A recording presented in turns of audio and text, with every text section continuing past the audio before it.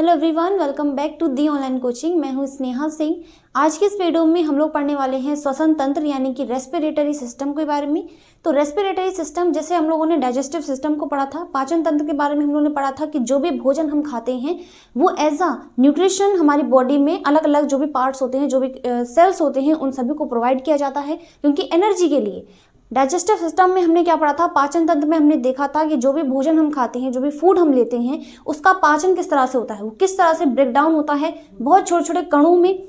ठीक है, इनके बारे में हमने देखा था कि उसमें जो भी पोषक तत्व होते हैं जैसे कार्बोहाइड्रेट, प्रोटीन, वसा, इन सभी का पाचन जो है एक अलग अलग ऑर्गन्स करते हैं। जैसे हम लोग अगर बात करें स्टार्च की, ठीक है, मंड की अगर हम बात करें तो वो हमारे माउथ में ही जो है उसका पाचन हो जाता है क्योंकि लार ग्रंथियां जो है सलाइवा का एमाइलेज एंजाइम को क्या करती हैं, रिलीज करती हैं, उसका संश्लेषण करती हैं, जिसकी वजह से पाचन वहां पर होता है बॉडी में। ठीक है, पाचन तंत्र के अलावा भी कई सारे तंत्र हैं।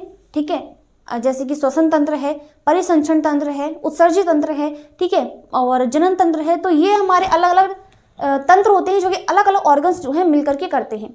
ठीक है, यानी जो अंग होते हैं, ठीक है, विभिन्न प्रकार के अंग जो होते हैं वो मिलकर के बनाते हैं एक तंत्र। जैसे हमारी आहार नाल होती है, ठीक है, एलिमेंट्री कैनाल होती है, आहार नाल होती है, ऑइसोवेगस देखा था, स्टमक के बारे में हमने देखा था कि जो हमारा अमाशय होता है, ठीक है, गृहिणी के बारे में हम लोगों ने पढ़ा था, लीवर के बारे में हम लोगों ने पढ़ा था, छोटे आंत बड़ी आंत, इन सभी में हम लोगों ने देखा था कि पाचन कैसे होता है और भोजन के पाचन के लिए किस तरह से वो एक पाथ का काम करता है, एक रास्ते का काम करता है ना। उसी तरीके से हम लोग आज पढ़ने वाले हैं रेस्पिरेटरी सिस्टम के बारे में। रेस्पिरेटरी सिस्टम, ठीक है, और हिंदी में से कहते हैं श्वसन तंत्र। अब यहां पर हम बात करेंगे रेस्पिरेशन यानी कि श्वसन के बारे में। ठीक है, रेस्पिरेशन के बारे में यानी कि श्वसन। अच्छा, अभी तक हम लोग पढ़ते क्या आ रहे थे, अभी तक हम लोगों को बस इतना पता था कि सांस लेना और सांस छोड़ना यही हमारा श्वसन कहलाता है यानी कि रेस्पिरेशन कहलाता है। इसके बाद थोड़ी सी अक्ल और आई और हम लोगों ने जाना कि ऑक्सीजन को हम अंदर लेते हैं, ठीक है, और जो कार्बन डाइऑक्साइड होती है उसे बाहर छोड़ते हैं। बट यहाँ पर सिर्फ ऑक्सीजन ही क्यों, क्योंकि एटमॉस्फेयर में काफी सारी गैसेस होती हैं, वायुमंडल में सारी गैसेस होती हैं, है ना, तो वो सभी तो आएंगी ना हमारे अंदर, लेकिन ऑक्सीजन क्यों है मेन, क्यों इतना महत्वपूर्ण है। ठीक है, क्योंकि जो ऑक्सीजन होता है वो ऑक्सीडेशन यानी कि ऑक्सीकरण करवाता है जो भी ग्लूकोज होते हैं। ठीक है, जो ग्लूकोज होता है ना उसका ऑक्सीडेशन करके, उसका ऑक्सीकरण करके वो उसे ब्रेक डाउन कर देता है एनर्जी प्लस CO2 में। ठीक है, तो ये हमारे प्रोडक्ट बनते हैं यानी कि उत्पाद बनते हैं। ठीक है, सारी चीजें समझ में आ जाएंगी। अब बस इतना समझो कि रेस्पिरेशन में हमारे दो प्रोसेस आती हैं। ठीक है, रेस्पिरेशन यानी श्वसन तंत्र में देखो, जैसे हम लोगों ने डाइजेस्टिव सिस्टम में पढ़ा था कि डाइजेस्टिव सिस्टम में क्या था कि जो भी भोजन हम खाते हैं उसे छोटे छोटे कणों में तोड़ना ही क्या कहलाता है, पाचन। कि पाचन की क्रिया ऐसी क्रिया है जिसमें जो भोजन हम लेते हैं, जो भी भोजन हम ग्रहण करते हैं, उसको छोटे छोटे अणुओं में तोड़ देना ताकि उसका आसानी से क्या हो सके, एब्जॉर्प्शन हो सके, अवशोषण हो सके। तो उसी को हमने पाचन बोला था यानी कि डाइजेशन बोला था। और ये डाइजेशन जो ऑर्गन्स मिलकर करते हैं तो उसकी वो एक सिस्टम बना लेता है, तो इसीलिए हम उसको डाइजेस्टिव सिस्टम बोलते हैं। यानी कि खाना पचाने का जो भी चीजें होंगी, खाना का जो भी पाथवे होगा उसको हम डाइजेस्टिव सिस्टम बोलेंगे। उसी तरीके से जो भी हम हवा लेते हैं अंदर, है ना, एक तरह से मैं हवा बोलूंगी क्योंकि काफी सारी गैसेज होंगी हमारे अंदर, है ना, क्योंकि एटमॉस्फेयर से हम सिर्फ ऑक्सीजन को तो लेते नहीं है, इसके अलावा हमारे पास हमारे बॉडी में कई सारी गैसेज जो भी एटमॉस्फेयर में गैसेज है ना, सभी आती हैं, है ना, सभी किसी ना किसी अमाउंट में हमारे अंदर आती हैं, है ना। तो ये जो गैसेज हैं किस तरह से हमारी बॉडी में आती है, किस तरह से बाहर जाती हैं, ठीक है, क्या काम होता है, अगर हम ऑक्सीजन अंदर ले रहे हैं तो कुछ ना कुछ काम तो होगा, है ना। इस तरह से रेस्पिरेशन में भी यानी कि श्वसन में भी हम एक पूरी तरीके से तंत्र बना करके देखेंगे कि किस तरह से कौन सा जो ऑर्गन है वो क्या काम करता है, कैसे जो क्रिया है वो कंप्लीट होती है यानी कि पूर्ण होती है। आते हैं अपने टॉपिक पर। तो मैंने बताया कि रेस्पिरेशन या फिर श्वसन के बारे में पढ़ते हैं। श्वसन है क्या, ठीक है। अब श्वसन यानी कि रेस्पिरेशन में यहां पर हम सिर्फ रेस्पिरेशन को ना अकेले नहीं समझ सकते, इसके अलावा एक और क्रिया होती है जैसे कि हम लोगों ने भी बात की कि जो सांस अंदर लेते हैं हम लोग, या फिर मैं बोल सकती हूँ कि O2 को अंदर लेना और CO2 को बाहर छोड़ना। ठीक है, ये हमारा श्वसन नहीं होता, ये हमारा रेस्पिरेशन नहीं होता। ठीक है, इसको हम बोलते हैं ब्रीदिंग। ब्रीदिंग यानी कि श्वास। ठीक है, क्या बोलते हैं, श्वासन बोलते हैं, या फिर साधारण भाषा में ब्रीदिंग आप बोल सकते हो, या फिर साधारण भाषा में हम उसे बोल सकते हैं सांस लेना। ठीक है, तो यहाँ पर हम सिर्फ रेस्पिरेशन को नहीं समझ सकते, इसमें हम लोग डिफरेंस के थ्रू हम लोग समझेंगे कि श्वासन या फिर सांस लेना और इसके अलावा जो हमारा श्वसन होता है, इन दोनों में अंतर क्या है। देखो, तो हम लोग को दो चीजें पढ़नी है इसमें। एक तो पढ़ना है श्वासोच्छ्वास, ठीक है, या फिर इसको हम बोलते हैं सांस लेना। ठीक है, सांस लेना, और इंग्लिश में से बोलते हैं ब्रीदिंग, ठीक है, ब्रीदिंग बोलते हैं। और इसके जस्ट अपोजिट होता है, और इसके अलावा होता है श्वसन, एक होता है श्वसन, ठीक है, यानी रेस्पिरेशन, रेस्पिरेशन, ठीक है, रेस्पिरेशन। अब यहां पर देखो ब्रीदिंग का मैंने बताया, ब्रीदिंग का मतलब होता है सांस लेना और सांस छोड़ना, यानी कि सांस लेना और सांस छोड़ना। अब देखो सांस हम लेंगे तो वो जो ऑक्सीजन होगी, ठीक है, या फिर हम बोल सकते हैं गैसेज जो होंगी। अब जो ऑक्सीजन, क्योंकि हमारे अंदर जो है जो ऑक्सीजन है ना उसी का यूज है, ठीक है, तो ऑक्सीजन अंदर जाएगी तो वो कहाँ जाएगी, हमारे लंग्स तक जाएगी, जिसको हम लोग फुफ्फुस बोलेंगे या फिर हम जिन्हें फेफड़े बोलेंगे, ठीक है। दो वर्ड्स यहाँ पर आएंगे, एक तो फुफ्फुस या फिर फेफड़े। गैसेस एक्सचेंज, ठीक है, गैसेस का जो एक्सचेंज है, यानी कि जो गैसेस हैं वो किस तरह से एक्सचेंज होती है ना, यही प्रोसेस कहलाता है हमारा क्या, सांस लेना, ठीक है, यानी कि O2 को अंदर लेना और CO2 को बाहर छोड़ना, यही कहलाता है हमारा क्या, सांस लेना या फिर ब्रीदिंग, ठीक है। तो ब्रीदिंग में क्या होता है, यहां पर मैं बोल सकती हूँ कि वायुमंडल तथा फेफड़ों के बीच O2 तथा CO2 का आदान प्रदान, ठीक है। तो जो हमारे फेफड़े होते हैं ना, लंग्स जो होते हैं, और जो हमारा वायुमंडल होता है ना, इन दोनों में इसका जो एक्सचेंज है O2 और CO2 का, यही हमारा एक्सचेंज क्या कहलाता है, सांस लेना या फिर ब्रीदिंग, ठीक है। ये बस आपको बस याद रखना है, ठीक है, कि श्वासोच्छ्वास और सेकंड है हमारा श्वसन, ठीक है। तो ब्रीदिंग में क्या होता है, गैसेस का एक्सचेंज होता है। अब यहां पर देखो,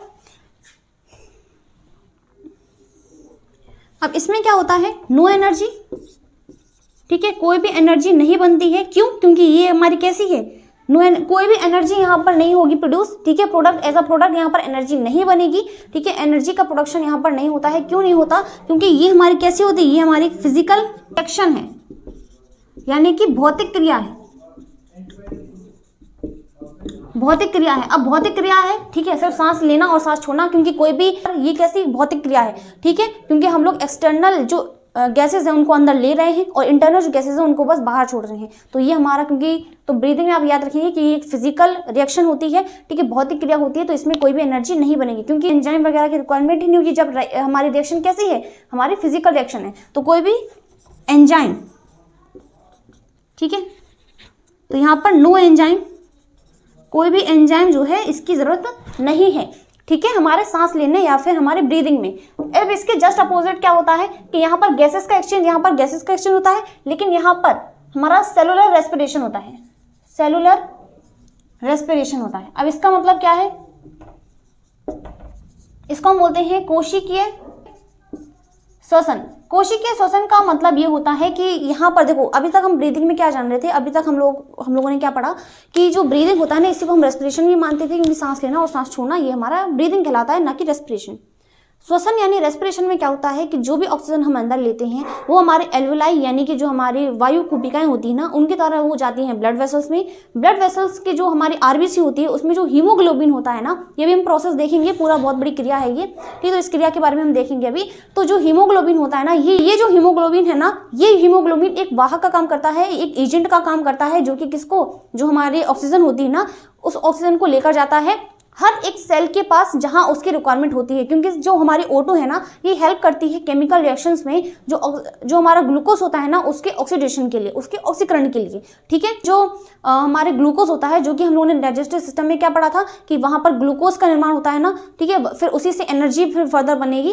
तो यहाँ पर क्या होता है कि जो ग्लूकोज बनता है, जो हमारे जो भोजन के कण थे वो छोटे छोटे अणु में टूट गए थे, तो वहां पर ग्लूकोज बन चुका था, वो यानी कि C6H12O6, ठीक है, कार्बन के हमारे 6 मॉलिक्यूल्स, हाइड्रोजन के 12 और ऑक्सीजन के 6 मॉलिक्यूल्स, है ना, हम लोगों ने ये वहां पर देखा था।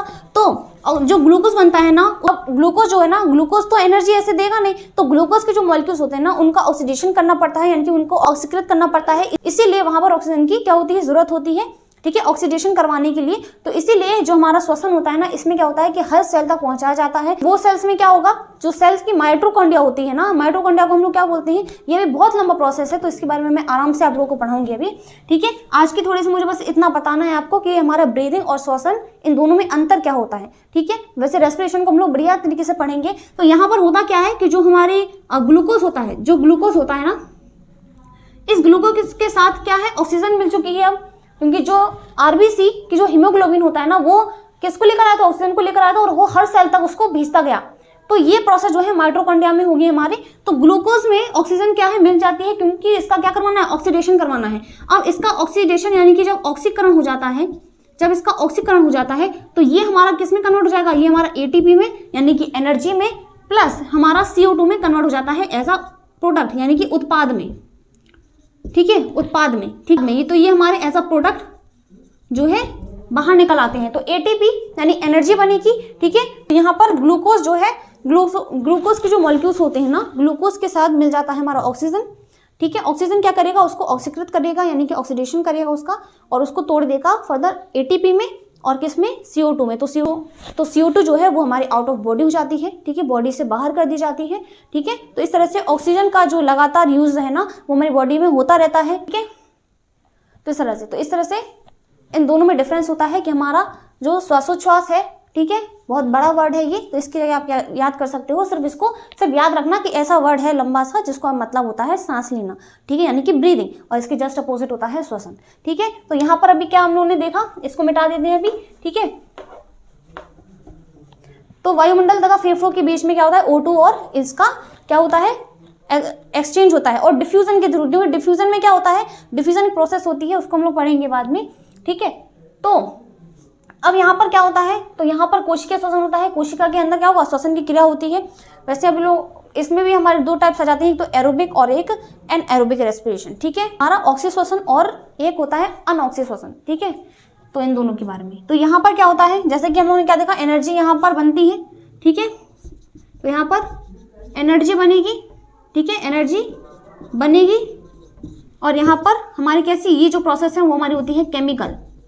यहाँ पर केमिकल रिएक्शंस होती हैं, केमिकल रिएक्शन होती है। तो केमिकल रिएक्शन करवाने के लिए यानी कि रासायनिक क्रिया होती है एक हमारी। ठीक है, रासायनिक क्रिया होती है, और रासायनिक क्रिया होगी तो एंजाइम्स की रिक्वायरमेंट तो होगी। तो एंजाइम्स की यहाँ पर क्या होती है, जरूरत होती है। तो एंजाइम्स की रिक्वायरमेंट तो यहाँ पर होगी। तो एंजाइम्स जो है यानी कि जो विकर हम बोलते हैं जिन्हें, ठीक है, उनका काम यहाँ पर होता है, क्योंकि यहाँ पर रासायनिक क्रिया हो रही है, और रासायनिक क्रिया करवाने के लिए तो एंजाइम की जरूरत पड़ेगी। यहाँ तो भौतिक क्रिया थी, फिजिकल रिएक्शन थी, तो यहाँ पर कोई जरूरत ही नहीं थी, क्योंकि हम तो सिर्फ ऑक्सीजन को अंदर ले रहे थे, बाहर छोड़ रहे थे। लेकिन यहाँ पर सेल तक जा करके उसको फिर मॉलिक्यूल, जो हमारा ग्लूकोज है, उसको छोटे छोटे मॉलिक्यूल्स में तोड़ना, ऐसा एनर्जी के रूप में उसे ऊर्जा में परिवर्तित करने के लिए, तो ये वो तो बहुत लंबा प्रोसेस हो गया। तो वहाँ पर रासायनिक क्रिया तो हो रही थी ना, है ना, तो इसीलिए वहाँ पर एंजाइम की जरूरत होती है। समझ में आई बात? उम्मीद है आप लोग को ये दोनों चीजें समझ में आई होंगी। अब इसको हम लोग और डिटेल में भी जानेंगे इसको। ठीक है, अभी ये टॉपिक जो है खत्म नहीं होता, इसको यानी हम लोग ब्रीदिंग को भी बहुत डिटेल में समझेंगे। ठीक है, अभी तो मैंने सिर्फ इतना बताया है कि इन दोनों में अंतर क्या है, यानी कि हम इतना समझ आए हैं कि श्वसन और सांस लेना दोनों में अंतर क्या है। सांस लेना, O2 को अंदर लेना, ठीक है, और CO2 को बाहर छोड़ना, यानी कि जो O2 है हमारे फेफड़ों तक जाएगी, और फेफड़ों से जो बाहर CO2 है ना वो जाएगी। तो ये प्रोसेस हमारा सांस लेना यानी कि ब्रीदिंग। तो जो ब्रीदिंग है ना, ये हमारा श्वसन की ही क्रिया है, तो श्वसन के अंदर ही हमारी ब्रीदिंग आती है। ठीक है ना, और श्वसन की बात करें, रेस्पिरेशन की बात करें, तो यहाँ पर हमारे सेल तक जा करके जो ऑक्सीजन है ना वो हर एक सेल में जाएगी, हर एक सेल के माइटोकॉन्ड्रिया में जाएगी, या फिर उसके कोशिका द्रव्य साइटोप्लाज्म में जाएगी। क्योंकि यहाँ पर सेल के अंदर भी दो तरह का रेस्पिरेशन होता है। ठीक है, एक तो हमारा ऑक्सी और एक होता है अनऑक्सी। क्योंकि एक रेस्पिरेशन होता है हमारे सेल के अंदर माइटोकॉन्ड्रिया में, और एक होता है हमारे कोशिका द्रव्य में। ठीक है ना, तो ये हमारा सांस लेना या फिर रेस्पिरेशन जो है, सांस लेना यानी कि जो ब्रीदिंग जो है ना, ये हमारा रेस्पिरेशन का ही पार्ट है। इसके अलावा यहाँ पे मैंने बताया कि गैसेस जो है एक्सचेंज होती हैं। यहाँ पर O2 ऑक्सीजन का, और जो कार्बन डाइऑक्साइड होती है ना, इसका एक्सचेंज होता है। और यहाँ पर क्या होता है कि ये ऑक्सीजन जो हमारे अंदर आएगी ना, तो यहाँ तो दोनों चीजें आ रही हैं, दोनों गैसेज आ रही हैं, लेकिन यहाँ पर क्या है, तो यहाँ पर क्या होता है कि एनर्जी बनेगी, क्योंकि यहाँ पर रासायनिक क्रिया होती है। क्योंकि जो ग्लूकोज है ना वो छोटे छोटे मॉलिक्यूल्स में टूटता है, यानी कि वो एनर्जी में टूटता है, एनर्जी में परिवर्तित होता है, ATP बनाता है वो। ठीक है ना, और CO2 बनाएगा तो यानी कि प्रोडक्ट बना रहा है। तो यहाँ पर रासायनिक क्रिया हो रही है, तो रासायनिक क्रिया में जो एंजाइम्स यानी कि जो विकर होते हैं उनकी जरूरत तो पड़ेगी। ठीक है ना, और यहाँ पर कोई एनर्जी नहीं बनती, यानी कि क्योंकि यहाँ पर क्या है, क्योंकि वो फिजिकल रिएक्शंस होती है, यानी कि भौतिक क्रिया होती है। बात समझ में आई?